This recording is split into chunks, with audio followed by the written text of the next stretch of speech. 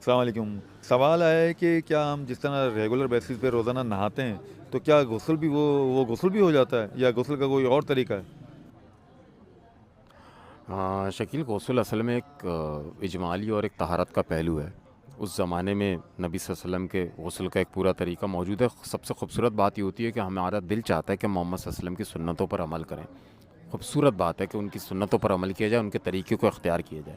لیکن جو ہم روز مرہ میں نہاتے ہیں صابن اور پانی کے استعمال سے اور اچھی طرح سے طہارت حاصل کرتے ہیں، ہمارا پورا جسم گیلا ہو جاتا ہے. تو بس وہی غسل ہے. اصل میں غسل کی بنیادی تعریف تو وہی ہے. لیکن یہ ہے کہ اگر ہم پھر بھی سنتوں کی پاسداری کریں اور نبی صلی اللہ علیہ وسلم نے کس طرح سے غسل کیا اس بات کو سوچیں اور اس پر عمل کریں، تو وہ تو ایک بہت ہی خوبصورت بات ہے.